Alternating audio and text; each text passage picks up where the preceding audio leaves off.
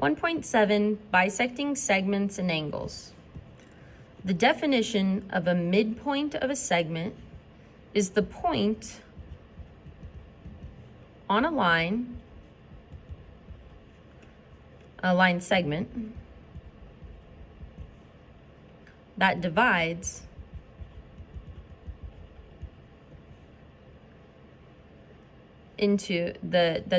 the segment into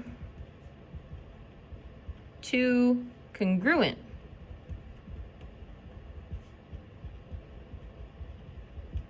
segments. So we're talking about the midpoint of a segment, or the middle of a line is really how you can think about this. The picture can look something like this. If you're talking about a segment, it has dots on the ends instead of arrows. And then there's a point. We're talking specifically about a midpoint. So then you draw a point in the middle and we label it with capital M. And let's say this is segment AB. And then how do you announce to the world that those two segments are congruent? You use what's called tick marks. Use tick marks. The tick marks are super important to announce to the world that those two segments are the same size, that they are congruent and equal. So then when you're talking about these, you would start by saying that they are the segments are congruent. So you would say AM, the segment, is congruent to MB, the segment. I'm sorry, AM. I'm sorry, not AB. I'll rewrite that. AM is congruent to MB. So their size is equal. AM is equal to MB. Okay, and then a bisector of a segment is anything other than a point that divides a segment into two pieces. So it could be a line, a ray, another segment, or a plane that intersects the midpoint.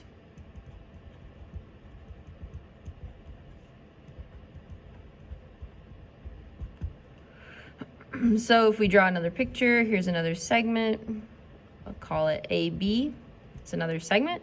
But instead of chopping this line at its midpoint with just the point, you can chop this line at the midpoint using another line. This is still the midpoint. It's intersecting the midpoint. These are still congruent with tick marks. But now I can label this with a name for this line. I'll call it line L. So the announcement would be that line L is a segment bisector. And if line L is a segment bisector, you can then say that AM is congruent to MB, and then finally your statement AM is equal to MB. But you would start here by saying that line L is a segment bisector.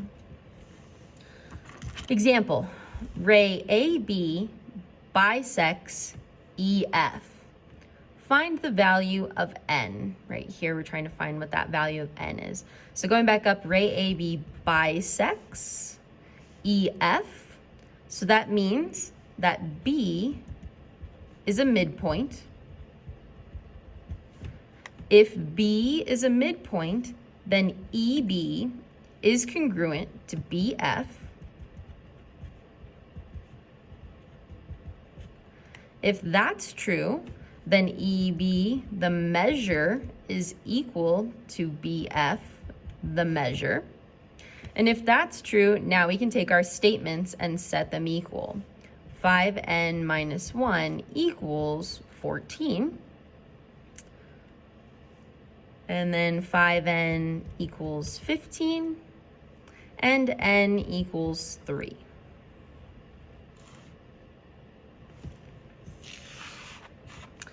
Find the coordinates of the midpoint WQ, the midpoint of WQ if W is at 3, 5, 3, 1, 2, 3, 4, 5. That's W.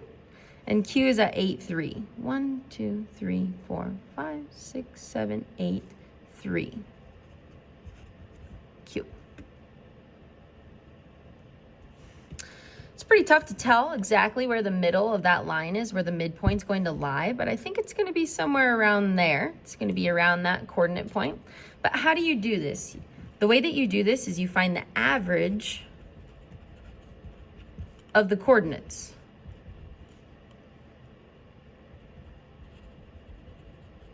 It's 2 O's, not 2 R's.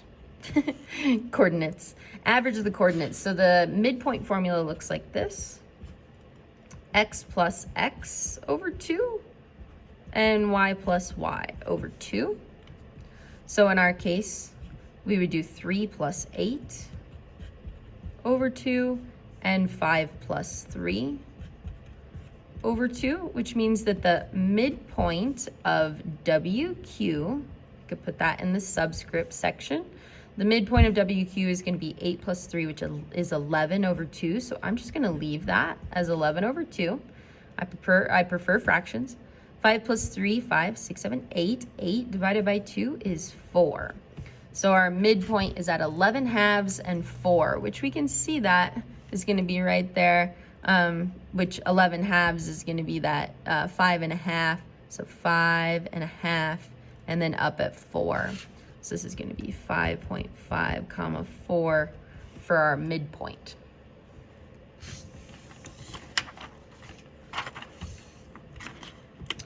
A bisector of an angle, or an angle bisector, is a line, ray, or line segment that divides the angle into two congruent angles. And in this case, you use arc marks. So the picture looks like this. So there's our basic angle. I'm going to call that one ABC. And then I'm going to kind of eyeball it. I've got my new ray that's kind of coming straight down the middle. I'll call that D. So then on the diagram, I'm going to use double tick marks to kind of show that those are congruent to each other. So we can say that the angle ABD is congruent to DBC.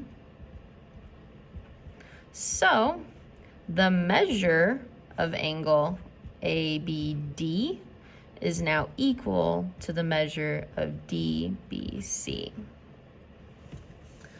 Here's an example. Ray QW bisects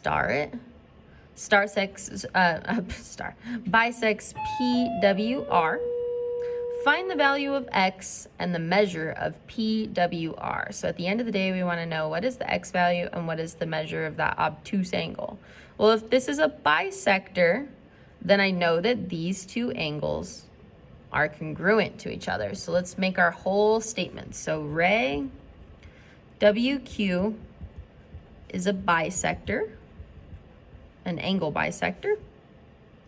So that means that angle PWQ is congruent to angle QWR, which means that the measure of angle PWQ is equal to the measure of QWR.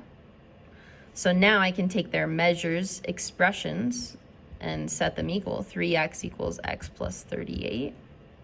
Subtract x, 2x equals 38. Divide by 2, so x equals 19. And now we can substitute them back in. So we can say that the measure of angle PWQ is 3 times 19.